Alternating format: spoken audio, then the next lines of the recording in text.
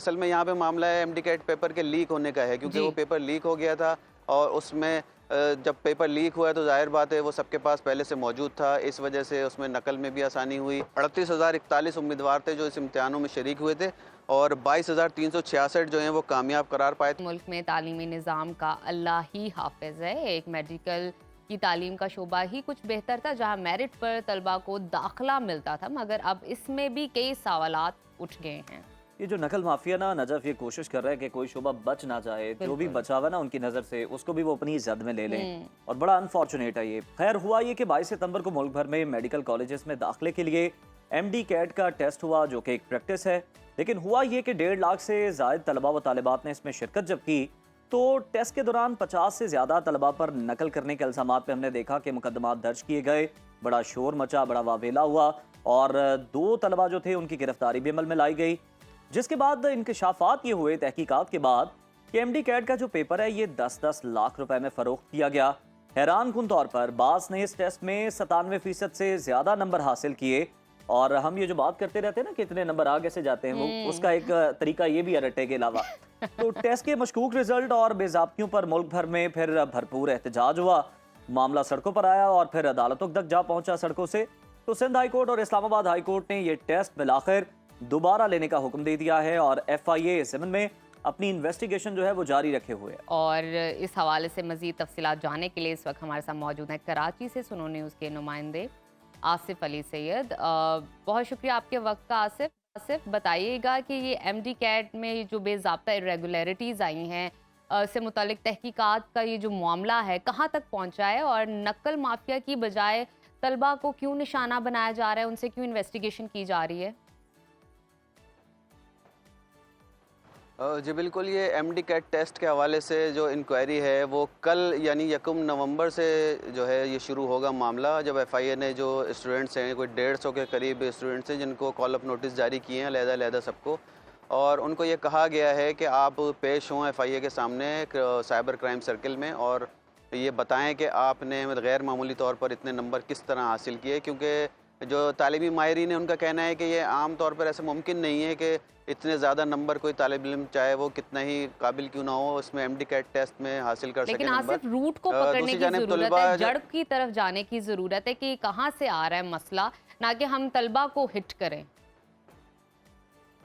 जी बिल्कुल, FIA हुक्काम का ये कहना है कि कुछ मोबाइल नंबर से कुछ स्टूडेंट्स के जो हैं उनकी फॉरेंसिक की गई थी, तो उसमें उनके पास कुछ इस तरह के शवाहिद आए हैं कि उनका किसी ऐसे मशकूक लोगों से रब्ता था कि जो असल में यहाँ पे मामला है एमडी कैट पेपर के लीक होने का है, क्योंकि वो पेपर लीक हो गया था और उसमें जब पेपर लीक हुआ है तो जाहिर बात है वो सबके पास पहले से मौजूद था, इस वजह से उसमें नकल में भी आसानी हुई। तो इस हवाले से FIA तहकीकात कर रही है, लेकिन FIA के पास भी ये क्राइटेरिया नहीं है कि उन्होंने 150 जो स्टूडेंट्स हैं उनको किस क्राइटेरिया पर नोटिस जारी किए हैं और उनके पास कितने स्टूडेंट्स के मोबाइल फ़ोन्स का जो फॉरेंसिक है वो किया गया है, जिसमें ये शवाहिद सामने आए हों। बात सामने आ रही थी, ये भी रिपोर्ट हो रहा था कि शायद FIA भी जो जिनको तलब करेगा उनसे दोबारा टेस्ट भी ले ले वहाँ पर। जी हाँ, लेकिन एक ये भी सवाल उठता है ना कि FIA के पास कौन से ऐसे प्रोफेसर्स हैं या लेक्चरर्स हैं जो अथॉरिटी उनके पास ऐसी क्या है कि वो उनका फ़र्जी इम्तिहान भी लेंगे। उनके पास इस तरह का कोई तजर्बा ही नहीं है, क्योंकि ये तो मेडिकल के टेस्ट होते हैं और इसके लिए तो वहाँ पर उनके पास कोई माहिरीन तालीम भी होने चाहिए FIA के पास। लेकिन FIA क्राइम सर्किल के जो अफसरान हैं सिर्फ उनका ये कहना है कि वहाँ पे फ़र्जी इम्तिहान भी लिया सकता है। लेकिन हमारे कुछ ज़राए से बात हुई थी, उन्होंने कहा FIA ने भी बहुत जल्दबाजी में ये नोटिफिकेशन जारी किया था। असल में उनको ये वाली शर्त या ये वाली शिक नहीं रखनी चाहिए थी उसमें कि हम आपसे फ़र्जी इम्तिहान भी लेंगे दोबारा, क्योंकि उनके पास कोई माहिरीन तालीम FIA के पास नहीं है। और सुना यही है, इम्कान है कि ये वाला नोटिफिकेशन आज शायद इम्कान है कि वो मनसूख हो जाए और उसके बाद कोई नया नोटिफिकेशन जारी किया जाएगा जिसमें नई हिदायत होंगी तालिब इल्मों को और उनके बयानात कलमबंद किए जाएंगे। क्योंकि अच्छा, ये जो तलबा के बयानात कलमबंद किए जाएंगे, आसिफ बताइएगा इसमें कौन से तलबा हैं जिनको तहकीकात के लिए बुलाया जा रहा है? इनका ताल्लुक सिर्फ सूबा सिंध से है या दूसरे सूबों से भी हैं? नहीं, ये सिर्फ सिंध के स्टूडेंट्स हैं जो पूरे सिंध में जो जिन्होंने तालिब इल्म में हमको तादाद बताएं, हम आपको 38,041 उम्मीदवार थे जो इस इम्तिहानों में शरीक हुए थे और 22,366 जो हैं वो कामयाब करार पाए थे और इसकी जो शरह बनी थी वो 58.79% थी कामयाबी की शरह। और आसिफ, इसमें लेकिन बाज़ ऐसे सवाल भी यहाँ ये थे पैदा होता है जिन्होंने कि हम 200 में से किसी सूबे को निशाना नहीं बना रहे, किसी के बारे में इस तरह की बात नहीं कर रहे, लेकिन अनफॉर्चुनेटली हम देखते हैं कि सिंध से ज्यादा खबरें आती हैं।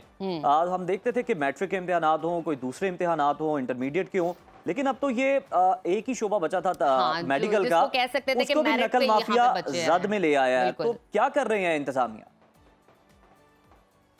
वो इंतज़ामिया सिर्फ बातें करती है, दावे करती है। नकल माफिया तो बहुत मजबूत है और हमेशा से ही है मजबूत। यहाँ पर जब भी देखा जाता है आसिफ, नकल माफिया, आप सवाल कहीं यहाँ भी पे चले यही जाएं, उठता इम्तिहान हो रहे है हो, आप कि नकल माफिया को क्यों नहीं पकड़ा जा रहा है, रूट को क्यों कैच नहीं किया जा रहा, हम ऊपरी खैर, सतह इस पे ही पर क्यों इन्वेस्टिगेट बहुत कर से रहे हैं। सवालात हैं बिल्कुल। जो कि जवाब तलब हैं, और अब उम्मीद करते हैं कि FIA ने तहकीकात का आगाज़ तो जल्दी किया है, लेकिन जो तहकीकात है वो ज़रा अच्छे तरीके से हों और फिर मुकम्मल जो है ये इस नकल माफिया का कोई बंदोबस्त हो सके। आसिफ, बहुत शुक्रिया आपके वक्त का, और हम सब जो हैं वो देखते रहेंगे, भी करते रहेंगे, इस पर आपसे डिस्कशन भी करते रहेंगे कि आखिर ये मामला कहाँ तक पहुंचा, इन्वेस्टिगेशन में क्या सामने आया, और नकल माफिया का जो खात्मा है, जो सद्देबाब है, वो बिल्कुल, हो सका या और नहीं, जो कि लगता मुश्किल है।